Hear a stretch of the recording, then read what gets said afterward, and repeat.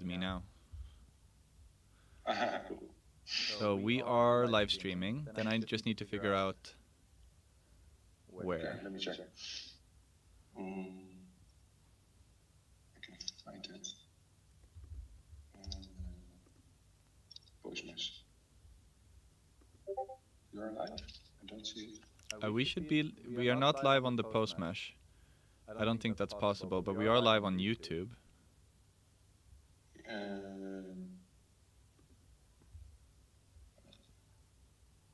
Live. Yes, live.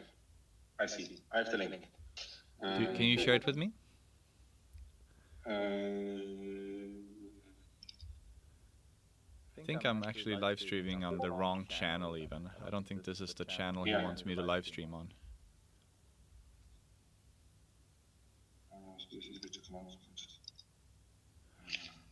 I think he wanted me to live stream on a different channel. But oh well. Did you send me the link? Yes, in DM. Okay, thank you.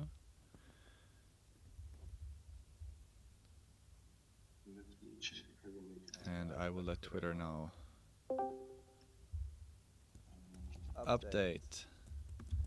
The community update will happen on YouTube. Something went wrong. Okay, I'm not. Okay, I will post it in Telegram. I'm not allowed to. Twitter doesn't even let me post it right now. That's interesting.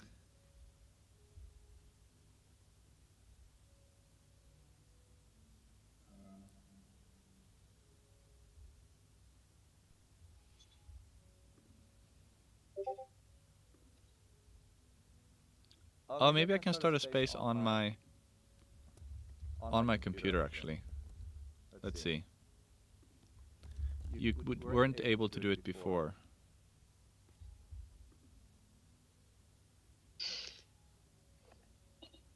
Now I think I can actually. How do I know? You can check. Don't worry, it's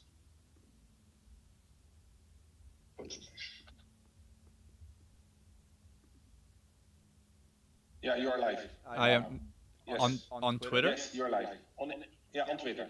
Huh. Interesting. It said I wasn't allowed to live stream, but I am. It threw an error saying you're not authorized to create this live stream.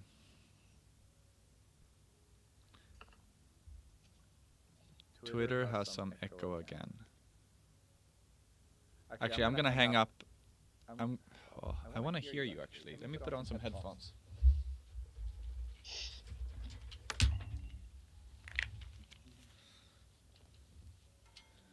Tracy, can you hop in the Discord call in our public? Since you're listening, Tracy, come and join us on the Discord and help me troubleshoot the audio.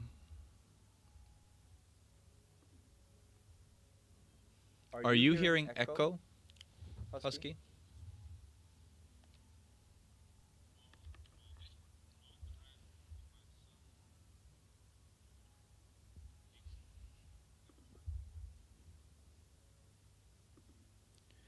I'm gonna mute myself in Discord.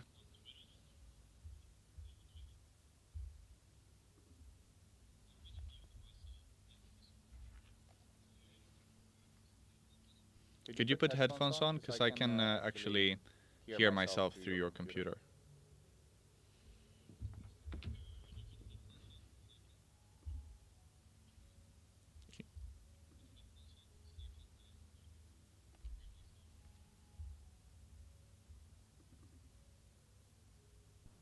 I am hearing echo through one of you guys.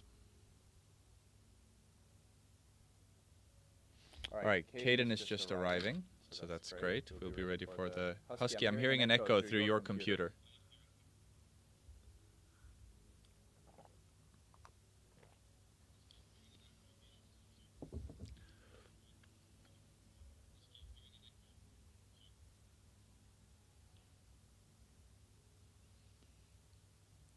Husky, you need to mute yourself or wear headphones.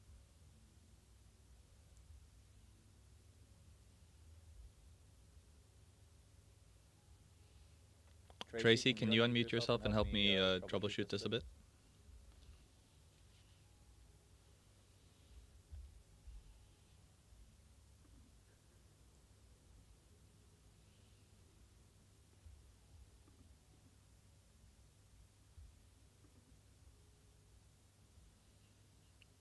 I want to know if we still have the echo or if it sounds good now.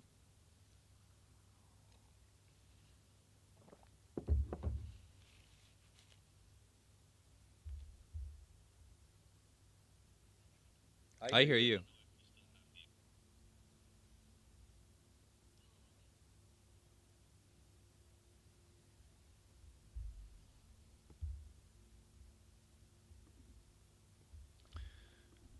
All right, so I'm hanging up on the Discord call. Hopefully Tracy can let me know in chat if it's stopped echoing. I'm just going to go for it. I'm going to tell you guys what's up. A lot of what has been happening this week has been preparing for the DPIN Decade event that we're doing on July 31st, next week. You should definitely add that to your calendars. It will be at 5:30 Central European Time, 5:30 CET. And we will be sitting down with a couple of amazing DPIN projects like Akash and Gregor Suri. We'll be sitting down with Natix and Alireza Godes. We'll be sitting down with Multisync and David Smith. We'll be sitting down with Peak and Leonard Dorlöchter. And we will be sitting down with me, of course, a couple of investors, Jamie Burke, Outlier Ventures, Ida Gao, Shima Capital. B in Crypto will be there covering the event. We're very happy that B in Crypto will be there. And this event will essentially be an educational session about what DPIN is really, why it's having such a big impact, and why it's so competitive in the Web 2 space. So all of these projects will be able to talk about how their particular DPIN projects are onboarding new people. Yeah, Tracy, I figured out what the echo was. I turned it off. So that's on July 31st at 5:30 CET. We will also be announcing some stuff in this space. I can't tell you what yet, but you should definitely show up. If you are interested in the post-mesh, if you're interested in the products we make, if you're interested in being an early tester, if you're interested in being an early adopter, and if you're interested in earning rewards, you should come on July 31st. First come, first serve. Don't miss it. It's going to be 5:30 CET. We will be making a pretty big announcement on Wednesday, and also talking, as I said, with some of our partners and friends in the DPIN space. Really excited about that. It's been an amazing time putting it together. I am glad to see that I managed to go live on X without having the permissions to go live on X. Very, very lucky. Tracy, am I live with video even, or am I live just with audio?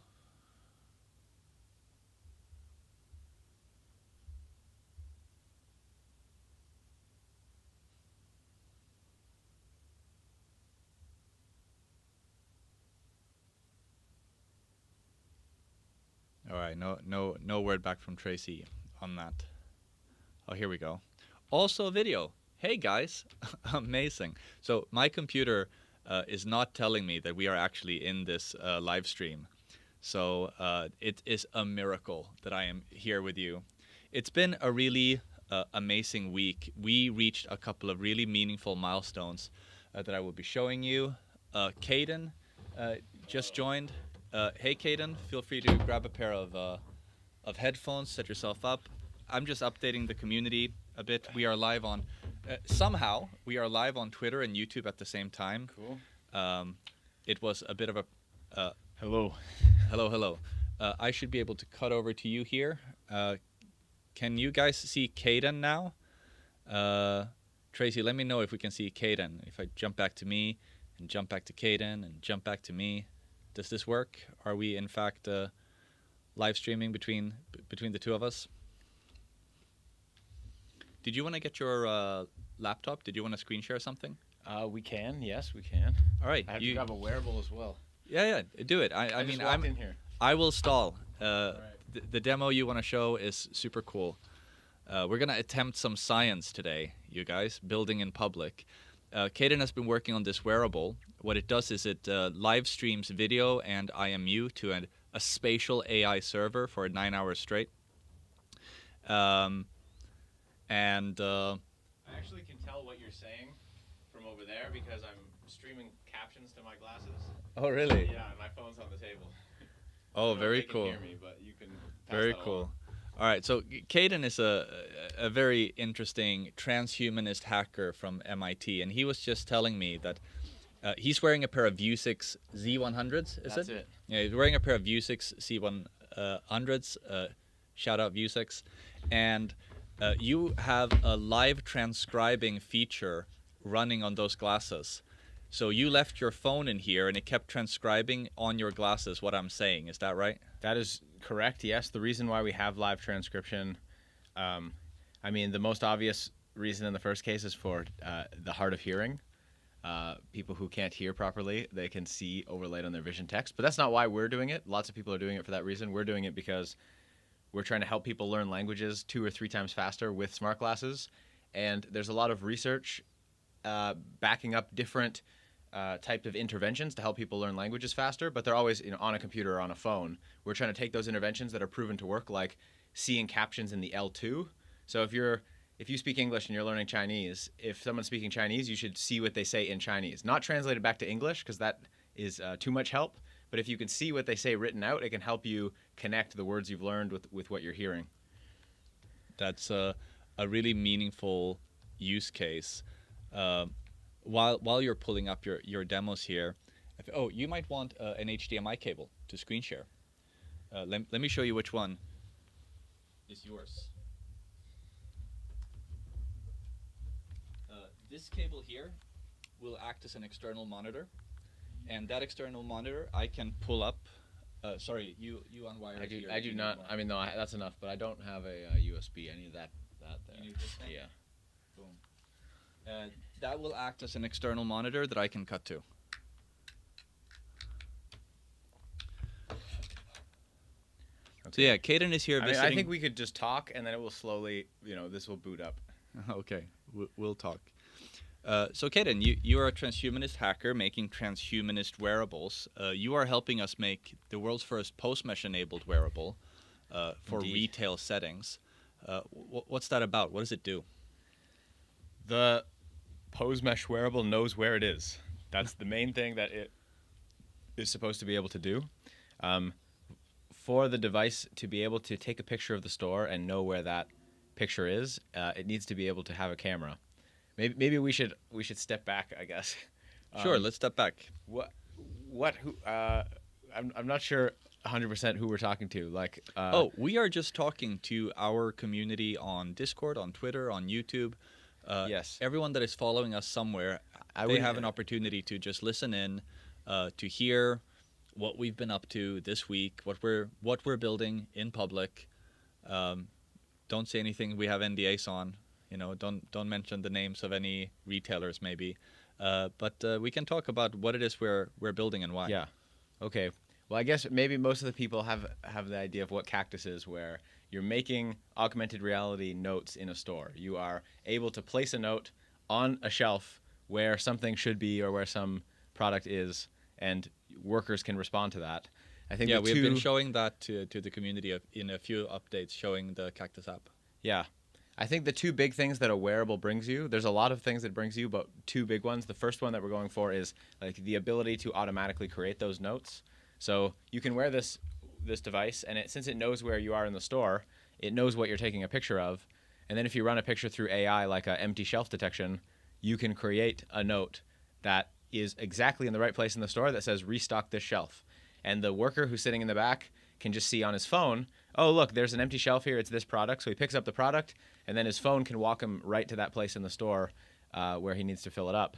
But one problem with that story is, the guy's carrying a bunch of stuff, and his hands are full, and he's trying to hold his phone to walk him to the place in the store. So I think another big kind of lift that a wearable gives you is this kind of head-up display and augmented reality display. So we're getting a question from our Discord. What is the neck thing? I didn't get it fully. So just to explain, the neck thing is a camera and an accelerometer that detects movement, and a tiny computer And the tiny computer takes the information from the camera, the video feed, and the data from the accelerometer, and streams that for over 9 hours to a spatial AI server. So what that does, Marcel, is in a first step, we look at the video and the IMU data to figure out how the wearable is moving using something called visual inertial odometry. So we have a visual odometry server that analyzes the movement of this neck thing, so that it knows precisely where in the store it was for any given frame of the video. And that means that we can pass the video now with precise metadata about where it was. So how does that help? Well, that means that an AI can now understand where in the store it's seeing things. So in the example that Cayden just shared, we can detect an empty shelf and report that immediately into our retail staff system. Now, let me explain why that's significant, because that may sound like a really stupid party trick, but this is one of those, if you want to have billion-dollar burns, you have to solve billion-dollar problems kind of things. A stockout is when a product is not on the shelf, essentially. And this is a surprisingly common problem. According to research by the IHL group, I believe they're called, every third time you go into, or the statistical person goes into a store, they leave without an item that they intended to buy. You just blocked my entire face. So me. I blocked your face. I'm trying to unblock your face in the stream. If you switch to my HDMI, we have a treat ready. Okay. All right. So, okay, now we are watching through the neckable. We are watching through the neckable. Look at that, Marcel. Look at that. So, not only can it stream video like this, but the AI knows where the wearable is as it's filming this. So, as he walks around, yeah, with a Mexico filter, he says. Yeah, it's true. We had, that's an extra. You have to pay extra for the Mexico filter. No, this is Mexico. Yeah, made in Mexico. What this allows us to do is when we detect an empty shelf, we can place it in 3D space. The AI can place it in 3D space. So why is that significant? Okay, let's zoom out. Globally, retailers are losing, get this, $900 billion, so close to $1 trillion. $900 billion every year to these stockouts. And if you want to fix stockouts, there are 3 aspects of fixing a stockout. All right. The first is you need to detect the stockout, right? And the wearable helps us detect it very, very fast. The second thing we need to do is we need to report the stockout, and the wearable helps us do that very, very fast. And the third thing is we need to address the stockout. Like, we need to send someone there to actually fix it, and the wearable helps us do that very, very fast. So what we showed on Twitter the other day was a typical use case where Cayden was demoing this with hands full. He was carrying a box of oat milk, I think it was. Indeed. Yeah, you were carrying a box of Oatly. And while you were walking through the store, we detected empty shelves from the wearable. And we went to Shenzhen last weekend. So we missed the community update last week, actually, because I was due to being in Shenzhen, away without leave. Looking for a robot. Yeah, we were looking for a robot. That's right. Have you seen this robot? And yeah, we're making great progress. We're already tinkering with some of the extensions to this platform. We believe, for example, that we can extend the capabilities of this wearable by adding a pair of glasses connected to the wearable, where we move the camera to the glasses and the IMU to the glasses. What's the benefit of doing that? There's a short-term benefit of doing this, which kind of is just allowing people to point the camera where we need it to go. So it is not likely, for example, it's really useful to be able to scan barcodes in the store, but it is not likely that just with the cameras that are passively on this device are we going to be able to scan every barcode in the store that we need to. But if somebody has, a camera on their glasses, they can walk up to the barcode. It can be a task that they are given, with a pose, and then they can go up and just scan exactly what they need to. There is an interesting thing which, it's still a little bit TBD if it's actually needed as a feature, but we've liked talking about how the human head is a gimbal. So, when we, there's some funny videos of you can have an animal like a chicken, and if you move its body around, especially a bird, if you move its body all around, its head will stay in the same place. And we actually do have a little bit of that effect, when we run and walk and move around. We have kind of tried to solve that with the technology, like we're using global shutter cameras, for example, which mean that you don't get a lot of movement and motion blur. Yeah. And we just saw that in the screen share. This video feed is surprisingly stable. Maybe you could give it a twirl. Could you walk around our office a little bit and? Yeah, indeed we could. I could go walk around the grocery store. I'm not going to hear what's going on. No, I know. Just give it. I'm used to lonely walks around the grocery store while everyone else has fun. Yeah. So Cayden is going to go on a lonely walk across the grocery store. So. Lights would be good in there. Oh, the lights are just behind the door. Okay. The lights are just behind the door. So yeah, look at this. It's streaming at quite high quality, good frame rate, not blurry. This is the amazing work that Cayden and Pihl have put in to give the AI this steady stream. And having this video feed, there we go, having this video feed that, again, we know precisely where the wearable is, allows us to place these tasks in space automatically, which means it's just faster than ever. Let's see if he's on his way back. I can spy on him. It's just faster than ever to detect these stockouts, report these stockouts, and fix these stockouts, which will help drive revenue for the stores. Again, globally, stockouts are a 900 billion problem per year.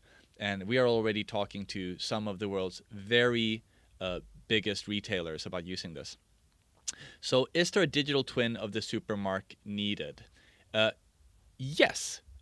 We are making a spatio-semantic representation of the store. So part of what we do, and I should be able to show you your. Are you on my camera? This camera? Now I am. Yeah, now I'm on your camera. Thank you. You just gave me some water, and there you are back at your seat. Super cool, and what a fucking triumph to be live streaming from the wearable. Really, really cool. I want to pull something up on since you're already screen sharing, I want to tell you about something that is on our Discord, and I wonder if you could just show the world that instead of the wearable for a second. In the reconstruction channel on Discord, in our Discord, in the reconstruction channel, there's 2 recent photos. Could you open those up on the screen share? I can't open Discord on this computer. Oh, you can't open Discord on that computer. How can I send the image to you? Your Discord. Can I send it to you on WhatsApp? Is WhatsApp on there? Yeah. Okay. So let me send it to you on WhatsApp really quick. Are we not sharing right now? I mean, you're sharing from... No. Right now we're looking at me. Okay. Right now we're looking at me. Don't worry. So this is a really interesting update. Again, just building in public here. Wondering about the digital twin. So let's see if we can have a look at these. Images. Let me know when you're ready to switch on over. And I need to get the Discord back so I can see the questions. So yeah, the first thing we do, Marcel, is we place down the QR codes, right? And we use spatial computing to measure the distance between the QR codes. That gives us a coordinate system that many devices can then start using to start recording and analyzing the space together. Then, typically what we do is we start recording spatial data about the store across several different devices.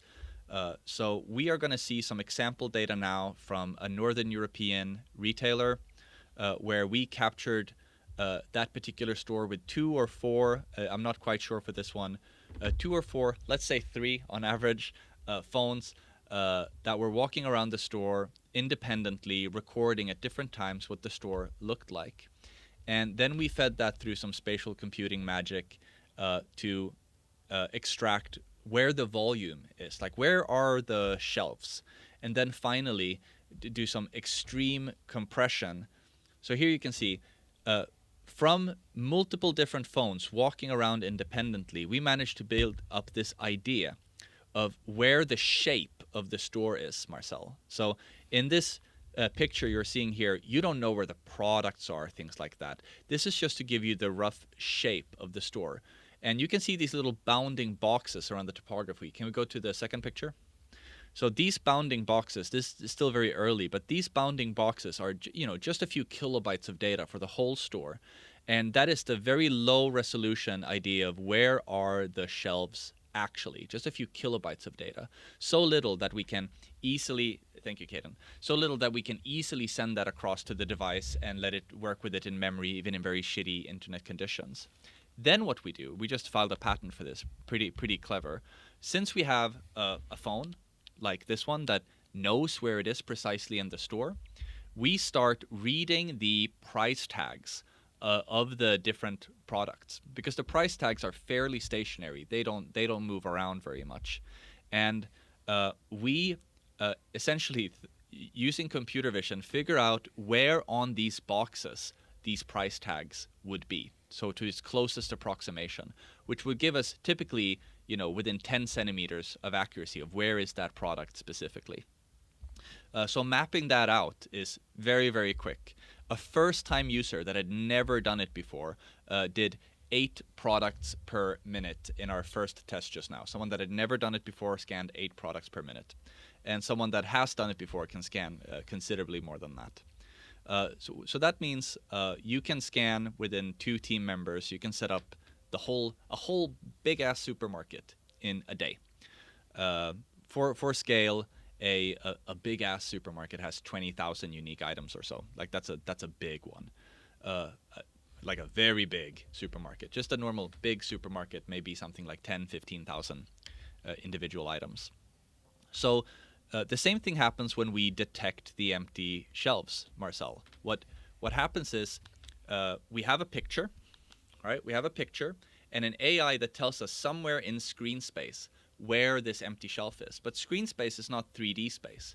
So then we have to do some spatial computing magic and figure out, well, if the wearable was here and it has this camera intrinsics, like this camera resolution, this camera lens, and the shape of the store is this, then basically you can algorithmically calculate where in 3D did we detect that empty shelf. And then we can compare that 3D location to the map of the products where we scanned the barcodes. So we can understand, if a shelf is empty here, then what's supposed to be there is the peanut butter, because that's what our previous scan said. So all of these steps are not tied together yet. This is what we're building. We're tying these things together. We've got most of these steps to work individually as units. And now in the summer, we're tying all of these things together. The localization server, the computer vision server, the domain server. This really is collaborative spatial computing, where a lot of different computers and a lot of different sensors with different jobs come together to perform this magic trick of where did we find the empty shelf. Now I just cut to you. I'm supposed to know what to talk about. Bam! Marcel, did that make sense? Do you feel like you understand how the magic works? Maybe I actually scared Marcel off with that long explanation. But yes, there's a spatio-semantic representation of the store, a kind of digital twin. And in fact, we're also working on using that same recorded data to create what's called a Gaussian splat. A Gaussian splat. Maybe I can actually show what that looks like. I think I did show that in the last community update, but do I have that on this computer?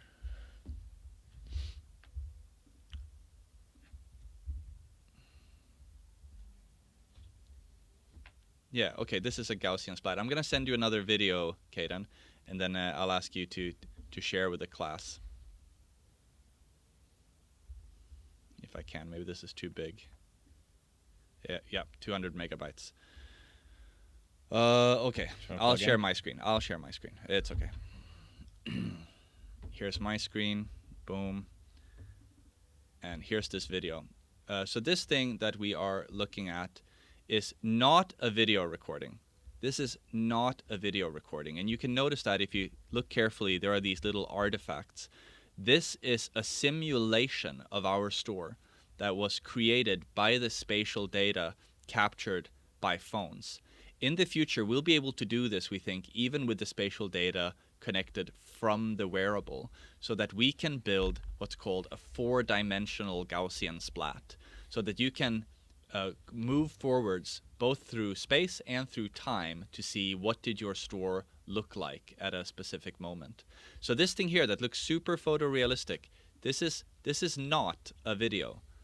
This is like an NPC walking around a computer game in this 3D representation. Of course, it's a video recording of that. That's why you see me pulling the playhead back and forwards. But the thing that we've recorded is not video. I hope that makes sense. See if I can get the camera back. Boom and boom. I hope that worked out. Tracy, let me know if everyone actually saw that demo.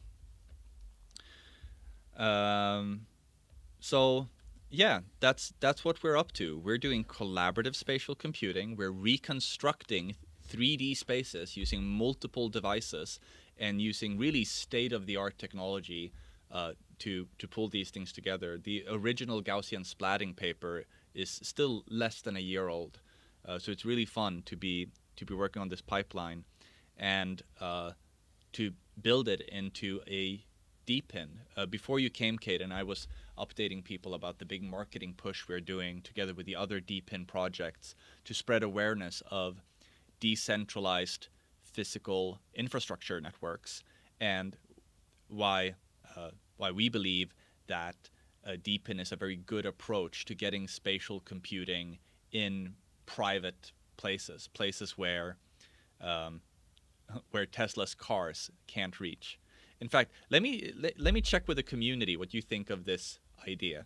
So if we take a look at Cayden's little wearable here that Cayden is demoing, we could essentially add to this thing a SIM card and a GPS. Do you know where I'm going with this, Cayden? I do. Yep. Do you want to tell us what we would be able to do if we added a SIM card and a GPS to this wearable? I think you're getting at your beloved idea of being able to map the entire world in places where other spatial computers can't currently go. So this wearable is a spatial computer, and usually we're thinking of spatial computers as robots or big HMDs. That's kind of like the form factors that I think people are HMD being a of. head-mounted display. Yes, a big Apple Vision Pro thing that is just mounted on your head and doesn't go very far with you.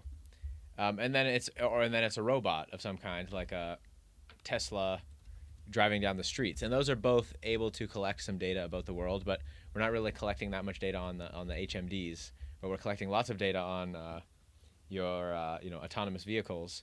But the autonomous vehicle, it cannot drive down the aisles of the grocery store, cannot walk through the halls of the mall, is not opening and closing lockers in the hallway. But people are. And so if people were wearing this spatial computer that we're making, and it did have a couple upgrades like GPS and a SIM card, so it can actually stream the data that we need, then you could create a really useful data set, which is a visual map of the world. And the proposed business approach to getting this on people is basically to pay them to wear it. So there's companies right now like Nadix who are paying people to put a dash cam in their car so that they can create maps of the world, because that's very useful data for spatial computing.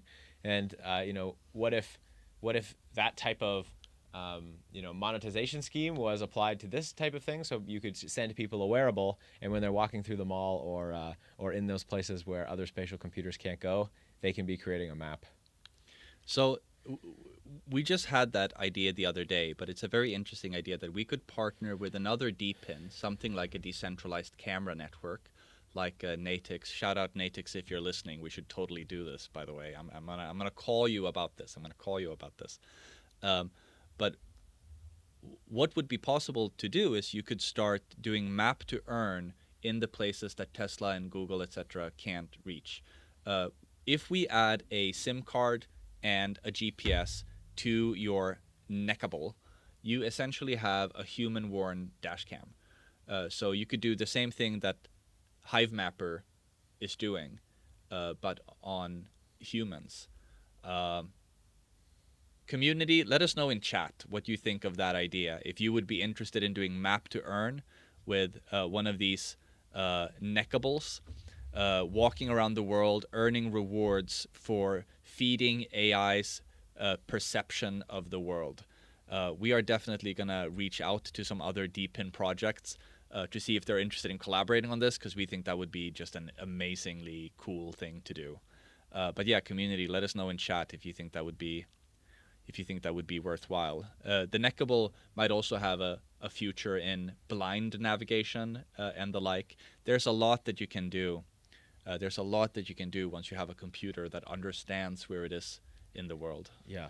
I mean, one of the reasons I am excited about the wearable form factor, about the neckable form factor, is because it lets us make augmented reality glasses that we can deploy sooner than anybody else can do that. The reason you can't deploy augmented reality glasses now is because they're too big and bulky and heavy. And even realistically, like, the optics aren't even really good enough for. Even if we allowed for a simpler spec in the optics and we just wanted augmented reality, mixed reality, we could not deploy that because it's so heavy on your head that it's uncomfortable and you can't use it, and it blocks half of your face, and it just doesn't fly for people to wear that for many hours in a day. But what we're able to do with this neckable form factor is move a lot of the complexity of glasses off of the glasses. So we can take let's not say a lot of the complexity as much as a lot of the heavy components, like the computer and the whole board for the computer alongside the batteries. We can take that and move that onto the neck. So now, as we're prototyping with, like you said, the first generation might have just a camera and IMU, so we know the pose of the glasses. But then we can add optics, which nowadays, like even the glasses I'm wearing right now, which have optics, are still a little too heavy. But we could add optics as well. But since we don't have to have the computer, we don't have to have the batteries in these glasses, we can plug them into the wearable. We can have more advanced tech in glasses than pretty much anybody else sooner, because we have more of a weight budget. Maybe we can give a little shout out here to our new friends at Optiarc. Actually, we just ordered a pretty spicy, rare piece of equipment from Optiarc. Can you tell us what it is we've ordered from Optiarc and what we're going to try to do with that? Indeed. So what we want is a wearable display. We want to be able to, at any point in time, without you having to take out a phone, be able to see visual information on your vision. So that might be something, it might be simple as like a little to-do list in the top right of your vision, or it might be something like a navigation arrow that shows you, where you should be walking in the store. And it might even be full augmented reality where we know where the pose of the glasses and we can overlay maybe a note on top of the shelf, just like your phone does right now. And so in order to do that, we need really low power and really lightweight and really small optics. You can't do something like what Google Glass had. People are familiar with, like, this prism, because it's kind of big and it covers your face, and it has an asymmetrical weight, and they're heavy and power hungry.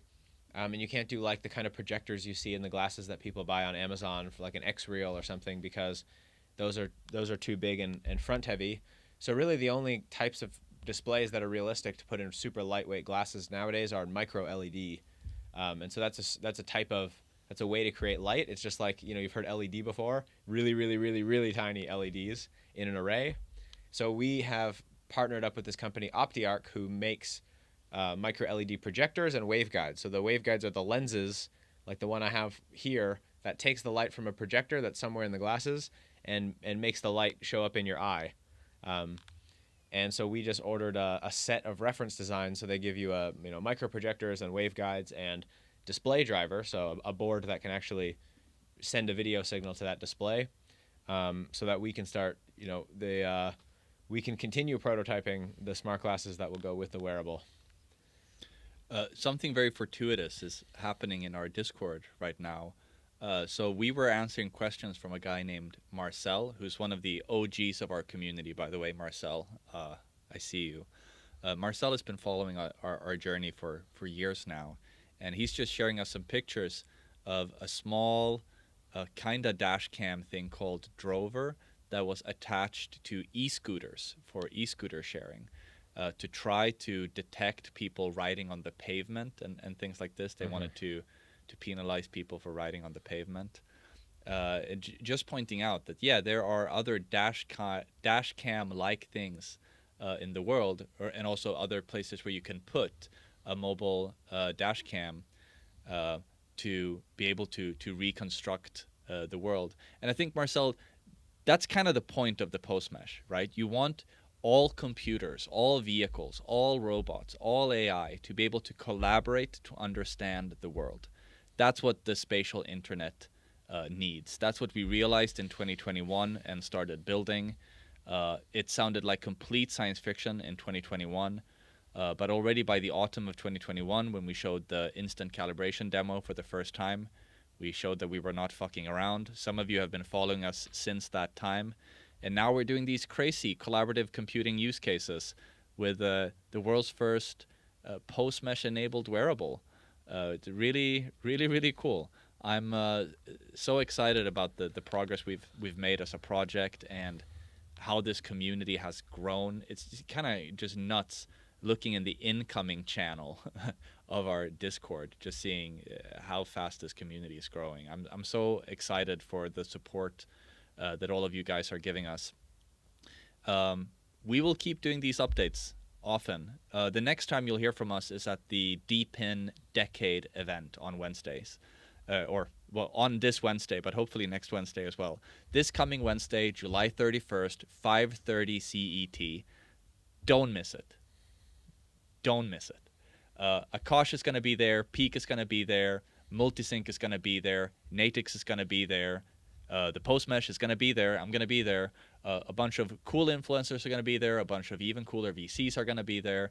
And we're going to be talking about DPIN. And there will be chances to get some rewards from us and maybe from some of the other partners coming on the call. So don't miss it. I'll see you guys on Wednesday, and then catch you around the Discord.